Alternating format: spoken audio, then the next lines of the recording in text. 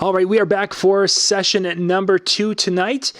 We are going to be talking weddings. We're going to be talking making sales with Rick Brewer from Get More Brides. Good evening, Rick. Hey, John, what's happening tonight? Hey, doing well. Just getting things ready to roll this evening. Hopefully our internet connection will hold out. We're a little sketchy right now on your side. We'll cross our fingers and hope the wind don't blow. Exactly. We will try to make sure. So, and we'll be adjusting audio a little bit if we need to as we go on with the show. So Rick, we've been talking in our past about different, sales and different things, and I wanted to touch in our topic tonight of the times when we're getting these last minute calls for summer for the events and such, and I'm finding that I've already gotten three calls for summer last minute events with weddings that are really short notice, and they've all been from younger people, the millennial generation. So when I'm getting these calls from millennials, what are some of the things that you can do when you're talking with them and such for helping to make a sale with that type of a youngster? Well, in selling to millennials, you've got to be 100% absolute and genuine. Kind of like Big Daddy, you've got to be who you are. You can't try to put on your face and be anybody that you're not. And I love what he said, by the way, about getting out and networking and asking people. The more information that you get, you can pick and choose who you want to be. And what's natural to you will seem natural and will come easy to you. You don't have to use 100% scripted sales presentations, John. And when you're genuine and you truly, your focus is caring for that couple to make sure that they get what they need. And you know what they need as a professional. So if you can care for that couple and make sure what they get, it will come out. And when that comes, then the trust is built. And when they build that trust, then that's when their budget goes from this to that. And then because they understand what they want. And you've had those brides come in where they said, my budget's only $500 for DJ. Before you know it, she signed a contract with you for much more than that. So let's look at that one. Let's dig into this a little bit more. So we have a bride that calls because her DJ, what have you, something fell through, whatever the situation was, and she says she only has a budget of $500. Let's just kind of, from the standpoint of pricing ourselves, and when we're starting to work with that, how do you let that affect your pricing at all, or do you just do what you're going to do? I'm never going to tell you to do what you need to do with your pricing. I'm going to tell you to only follow your gut on that. It doesn't mean that it's an opportunity for you to get one over on her, but just know that she just learned her first lesson about why not to shop on price. So that her coming to you and then trying to shop on price again, you can just look her square in the eye and say, listen, you had a bad experience from shopping on price. Do you care to shop on quality now, or do you still want to shop on price? Because I might not be the best match for you. Because you won't be if you're only based on price. Yeah. And again, I'm not going to tell you that your business is your business. If you want to take that gig for $500 because you don't have a booking and you know you're not going to get one between now and then, that's your business, and I'm not going to shame you for that. I'm not going to tell you how dare you're ruining the industry and it's screwing everything up and get all bombastic about it. I'm going to tell you, do what you feel is best. And I mean, there's always just learned her big lesson on price. And if she wants to not learn from that, maybe the other guy might show up that she buys on price. Mm-hmm. Yeah, for sure. That's interesting, because that's something that I've over the years I've had that situation where they're calling in there, bringing up that price of what that person was who just dumped on them, and it's been always a rule of thumb from my side is that, okay, so if I'm here and her number she had is that I'm not going to go down to that. I will kind of meet somewhere in that, maybe middle, maybe upper middle of that, but I don't want them to throw out a number and to meet it. I'd rather have them stretch a little bit, especially when my services are higher, because if they stretch, maybe it's my gut, but if they stretch a little bit to be able to afford me, I think they're going to appreciate what I do a little bit more. Am I off there? No, you're not off at all. In fact, what I would do is I would pull what she says her budget is until you've gotten to know her for a little while, because of the fact that, listen, you don't know that you want to date this girl until you've taken her out for a drink or two. And so you don't have to commit to the relationship. using the analogy of you don't go into a bar and see a good-looking girl and say, "Hey, I'm single, you're single, let's get married and skip to the honeymoon." That doesn't work out that well. I've tried it. And so, but no, what you want to do is you want to say, okay, that's your budget. Let's just completely put that aside. Let's talk about what's important to you. Have you ever been to a wedding that you saw something that you really, really liked that the DJ did? Mm-hmm. Tell me about what your vision is. When you talk about a party and you're talking about the DJ involved in that party, what is it that really, really, really you want for your wedding? And let her start getting emotive about it, and let her start painting a picture. But more so, painting a picture with you in it. Rick, I'm going to have you disconnect and try reconnecting again because we're really bad. And we're going to take a commercial break here, gang, with some of our sponsors for tonight's show. In this set, we're going to be doing Electro Voice, the EKX speakers. We've got Color Key, LED, and Top Hits USA. So, Rick, why don't you disconnect and then bounce back into us, and we'll be right back, ladies and gentlemen. You got it.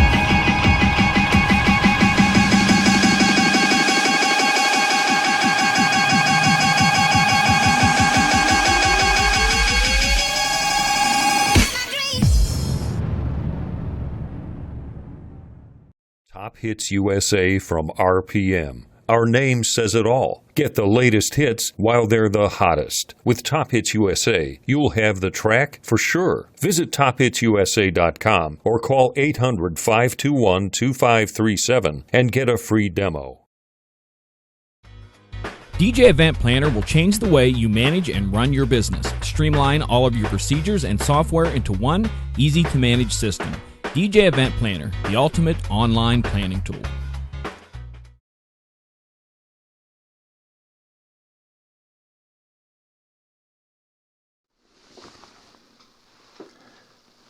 All right, gang, we are going to be getting Rick Brewer back here in just a second. So if just hang with us here. We've got a little bit of problems with his internet stream. We want to make sure he's back. So we're going to be right back here in about 30 seconds, hopefully.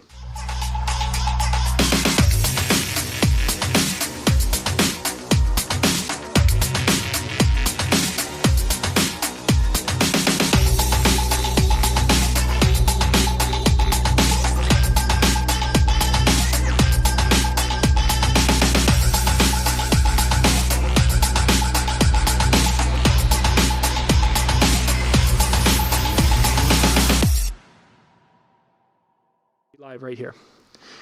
Okay, let's see if this will be a little bit better for us, Rick. You're talking, of course, about, as we're talking with that gal who's just thrown out her budget number from her previous DJ, and you mentioned a couple of things, but one of the things that can happen is that on these last minute we start sounding kind of salesy. I think is a word that I've heard you use before. How do we avoid sounding salesy when it comes to trying to make that sale quickly and get on to the planning process? Great question, John. And I get this question all the time. Rick, if I'm going to take some sales training other than yours, or if I'm going to try to better myself, what sales training do you recommend? And I haven't seen many out there that don't make you seem too salesy. So what I tell people is find a systematic way that you can ask all the questions, but be genuinely concerned. Let's pretend for a minute, John, that you've got somebody that you do what they think they need for their wedding. Is it a good thing that you book that wedding, or would it be better off for you to shove it off to somebody else who can do it better? Mm-hmm. And so the idea is that if you have this interest in mind, that's going to sell you better than anything else, better than any technique, or better than any training ever can. So salesy, the best answer to that is just be yourself and just be concerned for her, the outcome of her wedding. That concern thing, and that almost brings us back to Big Daddy's serving others and really being there for them. that serving thing is so important for DJs. For those who have no concept of what that means to serve people, I mean, how could you give them kind of a little, so they can envision what it means to be serving them as opposed to, hiring their services out? I mean, there's a difference.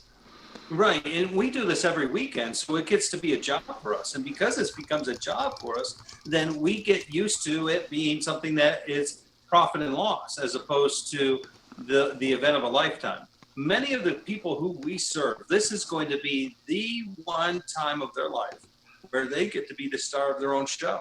And it's going to be the only time to where they're going to have a party to this magnitude for them. So the importance of this is humongous. There's people who, it's like they have family feuds that are cured because of the fact that, well, we're getting back together for the wedding. Let's go ahead and bury our bad feelings, and let's forgive and forget. Let's get back together and have a good time for so-and-so's sake.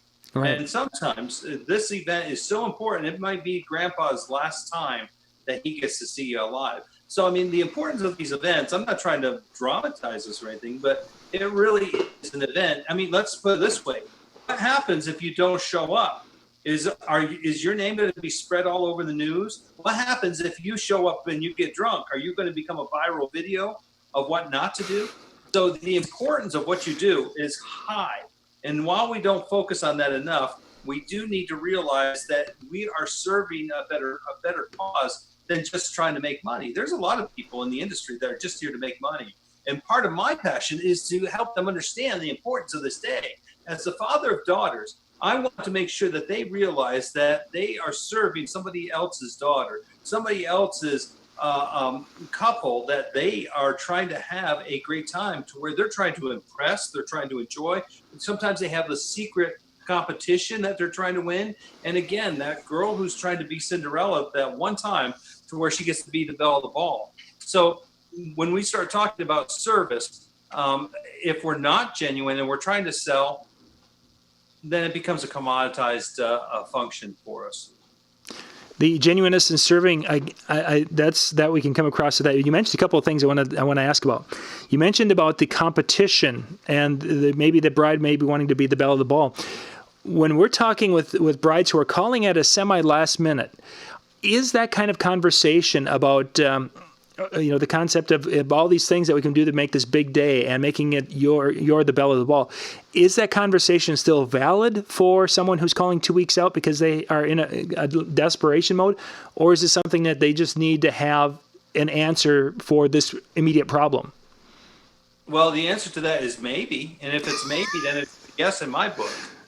Meaning that if the case is that she is potentially running into a disaster, pretend for a minute that this girl that like and love, and she all of a sudden she made a mistake and hired the wrong person to come DJ their wedding, and then all of a sudden this DJ flakes out on them, or God, heaven forbid something bad happened to them. Then she's in a bind one way or the other. Either A, she's filling a spot where she knows she needs a DJ, and it's all going to be about price. You'll know about it if it's all about price on the phone, because she's going to call up and say, John, I found your number. I just need a $500 DJ.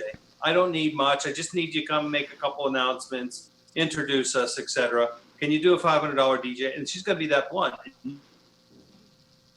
Yeah, and I definitely have that call myself here. If it's important to her and she just bugged on her, then we have a chance. What's that? Yeah. We just lost you for a little bit here.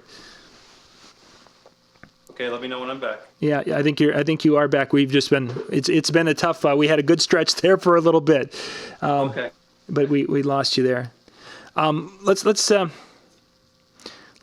of take it, because we were talking about the things with selling.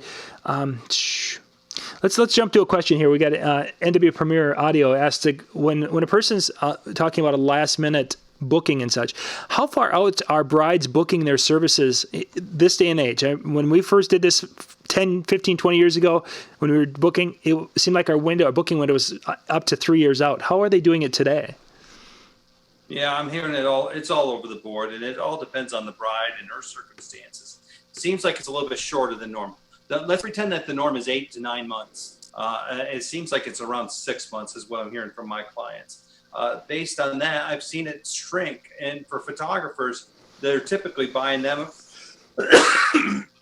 Pardon me, buying, and they're photographers before the DJs, and they typically they're buying them out a lot longer.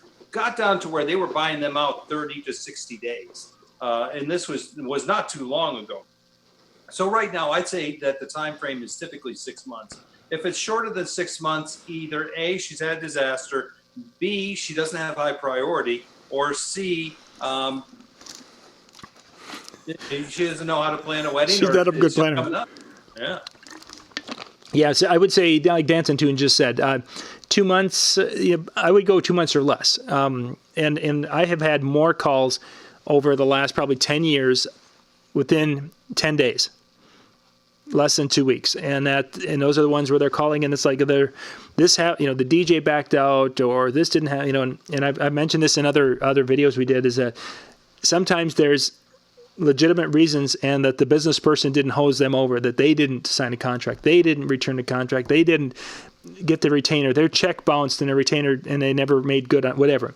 So it's those things happen. But today, what we want to talk about are the times when we have got a bride who's in a genuine last minute situation because of something happening or poor planning, what have you, and how we can turn that into money.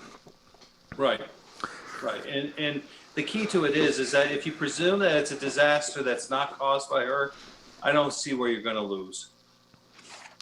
As you're looking at, you talk to a lot of people around the industry, and there's some common problems that you're hearing, from the different people. And if there was something that you could fix within their process, whatever, what would those things that you hear about all the time that you'd like to be able to fix? Well, number one, understanding that there's a system involved, and that's a marketing system, a sales system, and a follow-through system, which is where you do what you do. We're typically in our industries, we're really good on the follow-through. We go to the workshops. We take Bill Herman's workshop to become the greatest DJ in the history of DJs, and we learn how to do what we do. The sales process. If we're talking about sales tonight, let's talk about that. Most companies do not have a formal written down sales process. And by formal and written down, I'm talking you take them through step 1 through 6 or whatever your process is. And when you get into a process, even if you're just using something fundamental, then you can start improving on that process. And that's typically what happens. And it's hard to be genuine about something if you don't have any kind of a process, because eventually you're going to get thrown curveballs. And if you don't have a framework to stay within when you can stay within a process, those curveballs don't sway you. Other than sales system, not having a sales system also leads to, okay, great, we're going to take this and think about it, which 98% or something, 92% of think it overs become no's, or polite no's. And listen, a lot of no's they don't have the budget. It's not that you did a lousy job of selling or that your product isn't worthwhile. It's that they don't have a budget. Unfortunately, a lot of other no's are they don't trust you. Mm-hmm. So that's why having the process can point towards trust. I tell people, don't market for the sale, market for the appointment. Don't sell for the sale, sell for trust. When you get trust, they're going to buy from you.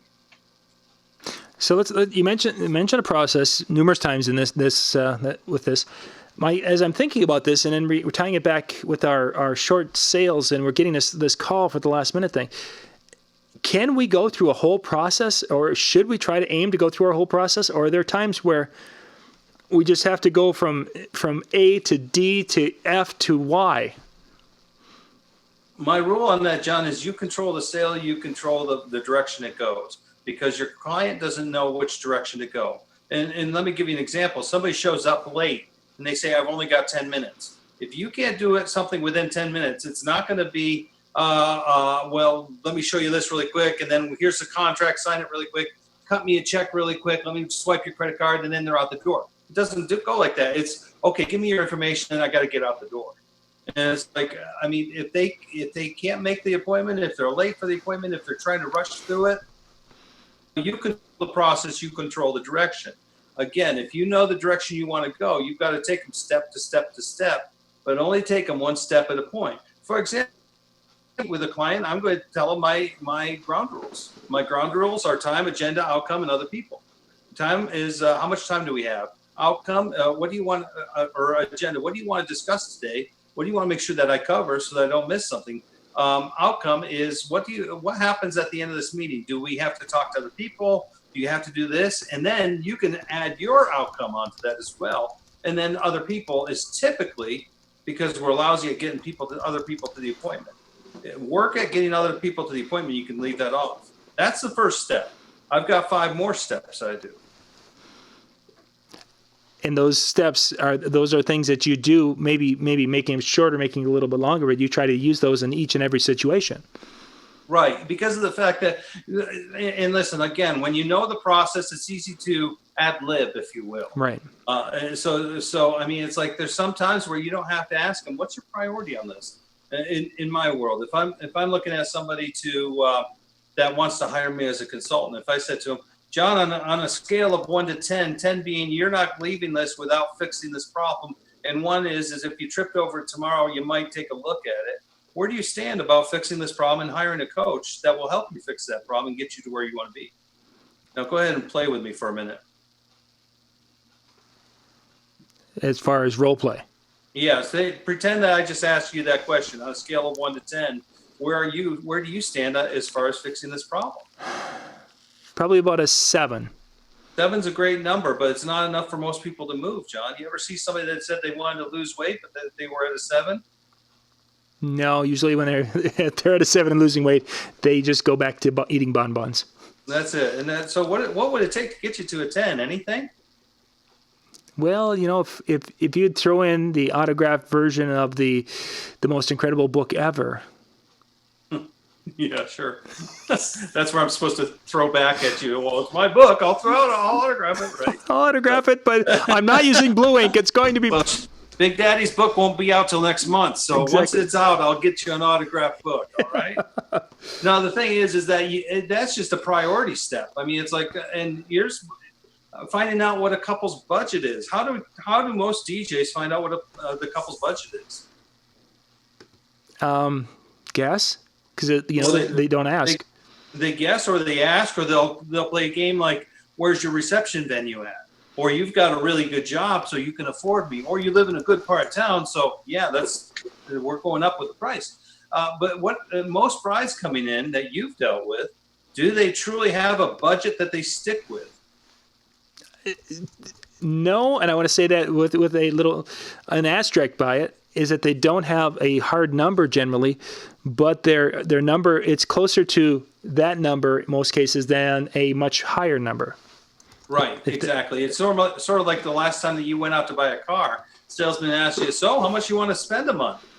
Did you give them your low number or your high number, John? Yeah, I actually gave them twice the amount I really actually could, because I just wanted to be... You wanted to mess with them. I wanted to be a big spender. Yeah. You give them a realistic number of what, probably 80% of what you really can, because you know that there's that negotiating game, and I hate it. I'm not a negotiator, but yeah, that's what you do. Well, and I've got a course for you if you're not a negotiator. This guy, he's brilliant. He was an FBI negotiator that he says, if you're out buying a car and the guy says, look, this is going to be this much payment and you don't want to spend that much, don't insult the car. Say, your car is wonderful. But how do I afford that? And then let him fix the problem. There's your lesson for the night. But the point is that if you ask their budget, they're going to give you that low number. They're not going to give you that way up here number. Right. And so you need to become a little bit better at stretching out to getting them to say it, because they'll never argue with their own information, but they'll argue with you all day long because you're a salesman. And true or false, John, do you go to hell if you lie to a salesman? I believe, if I'm not mistaken, in Deuteronomy, there's a chapter that talks about this, and it says that no. Yeah, exactly. As a good Christian, sure, why not? I'm supposed to protect my money. So we're supposed to be a good.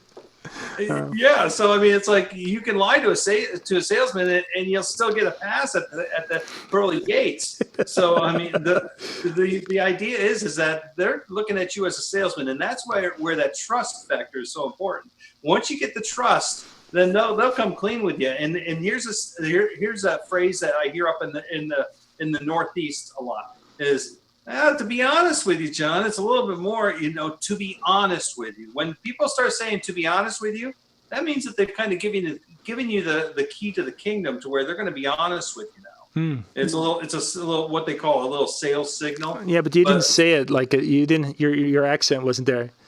Yeah, okay, I'll work on that. You got to give us a little bit more. I am from New York. I know, but you've become so like domesticated. Living in Tennessee, it sucks it right out of you. Rick, we've got. I want to give some last minute tips here in just a couple of seconds on some things that'll help make those last minute sales. But before we do that, you're doing a special promotion for us tonight, and I just put the link in the chat. It's in the description below on the YouTube video. If you're watching on Facebook, I'm going to put it in a chat. Rick, what do you have for us tonight? What I put together is 5 of my CDs that deal mostly with sales. One of them is about how to raise your prices. But they're mostly about sales, and these are courses that are about an hour long each, and they talk about the Sell More Brides is about that system that I was telling you about, the 6-step system. The second one is overcoming the what's your price bride. That's the number one question I get is, Rick, how do we deal with these brides that they just call up, they want to know about price? We talk about the psychology of it so you understand the background of it, and then I give you about 5 examples of how you can piece together what works for you. And make it work for you. The next one is the 7 deadly sins of salespeople. You got a lot of bad salespeople out there. So if you can avoid these things, these are the things that make you look salesy. And you want to look more like a consultant than you do a salesperson, because when you think of words to describe a salesperson, you think of all these bad, nasty words that include a plaid jacket and herb garlic and what have you. As opposed to a consultant is somebody who educates you and helps you. And then the mechanics of raising your prices. There's a lot of talk in the industry about, hey, you should raise your prices and raise the standard, but they don't tell you how. And these are things that I've worked with hundreds of people and actually raise their prices successfully without making them wig out or make them feel like they're losing business that they don't have. And then the last one is the networking nitro, because one of the way that you need to sell yourself, one of the best marketing is word of mouth marketing, and networking with others is one of the best way to get that rolling. So if you learn how to sell yourself and how to appear as a professional and how to act like a professional in their eyes, then you're going to get more business. Cool. A nice pack that's going to cover a lot of bases for people. The link is in the chat. It's in the description below. Rick, we got a few minutes left. Let's give some tips for the suggestions for how they can sell more of these last minute phone calls. Again, nowadays it's a different bride. In a lot of cases, we may be needing to plan for more follow through. That's something that I didn't mention earlier. That follow through is key and critical to where if we control the process, then we can take the process where it needs to go. So you get this millennial bride that she's having a harder time making up her mind nowadays. A lot of these girls, it just seems to, and maybe it's me, maybe I'm getting old, but they just don't seem to know how to make a decision. Mm-hmm. And so we need to help them. For example, they say the classic, I want to think it over, and you can't overcome that by doing let me walk out of the room, let you guys talk about it without me leering over you. That's one way to try it. If that doesn't work, well, no, we still need to think about it. Great. If I called you back, say next Wednesday, would that be too soon or too late to call you back? Then that's a great follow-up question to ask her, as well as letting her know that you're going to follow up with her, that, look, your time, you've earned this right to follow up with her. Mm-hmm. and to give her a phone call. I mean, it's like, what's so bad about that? What's so horrible about saying, I want to follow up with you? We just spent how much time together, a half hour, an hour of my life that I'm not getting back. I've earned the right to give you a phone call and follow up and ask you if you made up your mind yet. So maybe more follow-up, plan that into the discussion if you don't get good at overcoming the think it over. And if you don't get good at coming over the think it over, fix your system. So fix the system. Yeah. And that's where you go to that link that we just posted. You click that link, and that's going to give you the information to put together if you don't have one, or to fix if you do. And if none of that works, Rick, how can I get a hold of you and set up some time to ask you some questions and help to build their system? Well, great question. I'm always happy to talk to people. You can email me at rick@getmorebrides.com. You can go to my website, getmorebrides.com, and there's about 50 gajillion places where you can fill out a contact form, and then we'll sync up our schedules, and we'll talk for a few minutes, and we'll find out what your problem is. And I'll be candid with you, John. If it's going to take us more than 10, 15 minutes, I'm probably going to ask you to hire me because that's what I do for a living. That's kind of like people who call up and they want a DJ for a charity event, even though they make $500,000 a year for the charity as the CEO of the charity, but they want you to do your stuff for free. Yeah. So. And again, for those of you who never hired anyone for doing some coaching or some training like that, it's an investment in you, and it's an investment that it may not, as you're thinking about it, it's like, well, I don't need that. But yet, when you start talking to someone who's looking at it from an outside perspective, sometimes just that outside perspective is worth its weight in gold. No, and that's it. And I'm going to see. You can't read the label of a jar from the inside of the label. Too many times you get crossed up with what's called owned authorship. And I tell you gently but succinctly what you need to fix and how to fix it. And I stay with you and work you through the problem. In fact, I've gone so far as to tell people, record your interviews that you're doing with your brides, you're face-to-face with your bride. Let me listen to them, and then we can go through them. And that's just one thing. I take a 30,000-foot view of this stuff, John, where I'm looking at your marketing. If you're not starting off in the right place, you may be the best salesperson in the world, but if you don't have anybody to sell to, and same problem as if you're marketing, if your marketing is fantastic, it's the best in the world, but you're a lousy salesman. Yeah, for sure. And let's pretend for a minute that you're the greatest marketer and you're the best salesman. If you can't perform, that's going to catch up to you. So you can see where it all comes together. Yeah, it all comes together. Rick, thank you very much for being on with me tonight. Gang, the links are in the description or in the chat. You can grab those links and get in touch with Rick, and we'll be back. Link number 3, show number 3 with Jeremy is down in the description below. Guys, click that, and we'll see you in about 2 minutes because we're going to do a quick switchover. Rick, thank you much for being on with us tonight. Thank you, John. Good night.